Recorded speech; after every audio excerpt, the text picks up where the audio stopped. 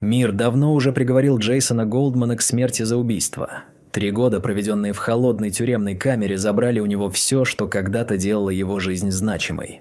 Его антикварный магазин на Мейпл-авеню, некогда наполненный блестящими столами из красного дерева и часами с историей в каждом тике, был закрыт и заколочен.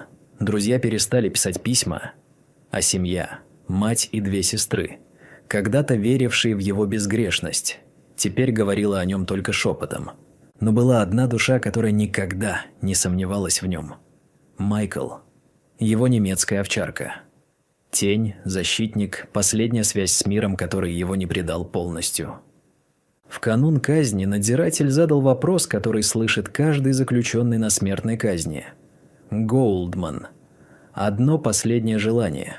Еда, напиток, священник, что угодно.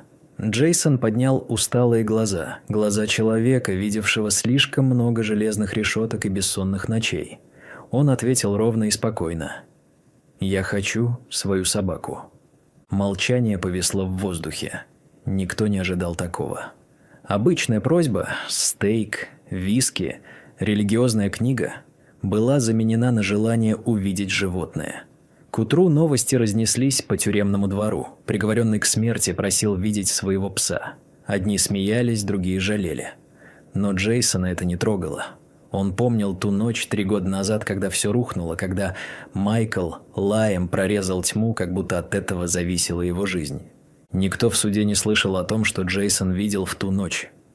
Жюри видела только отпечатки пальцев на разбитом шкафу Элизабет Хартман, мотив и кровь на рубашке, которая не была его. Никого не интересовало, что собака могла заметить что-то важное. Джейсон помнил все, и взгляд Майкла, устремленный на ту фигуру в тенях.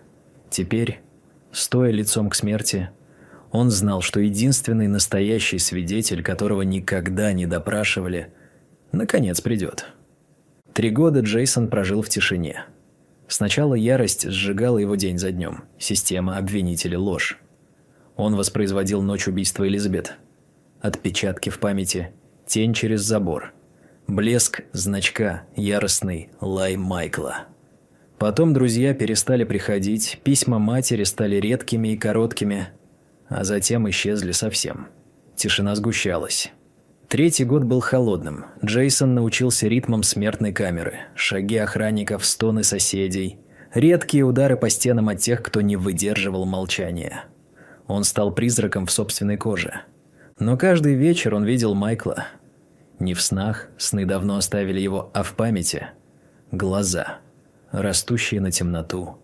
Лай, который никто не хотел слышать. Эта память держала Джейсона на плаву. Когда надзиратель в день казни объявил о последнем желании, Джейсон не дрогнул. Он повторил свое требование привести Майкла. И вот, наконец, собака появилась. Немецкая овчарка стояла на другом конце двора, серая на морде, но с тем же острым взглядом. Джейсон почувствовал, как грудь сжимается. Глазами Майкл обвел двор и насторожился на одного человека в форме. Офицера Роберта Мартинеса. Лай, яростный и точный, рванул пространство, как 3 года назад. Каждое движение собаки было свидетельством, каждый звук – правдой, которую никто не хотел слышать. События развивались стремительно. Журналисты, власти, охрана – никто не мог игнорировать этот голос. Давление публики стало невыносимым. Проверка доказательств выявила подтасовки, а имя Мартинеса всплыло в связях с украденными вещами, подозрительными отчетами и долгами. Фигура, которую Джейсон видел ночью, была реальной, и правда, наконец, вышла наружу. Исполнение приговора было приостановлено, а Джейсон вышел на свободу с Майклом рядом. Мир назвал это чудом. Джейсон знал лучше, это была вера. Вера, которую может сохранить только собака. Через 6 месяцев магазин на Мейпл-авеню вновь открыл двери.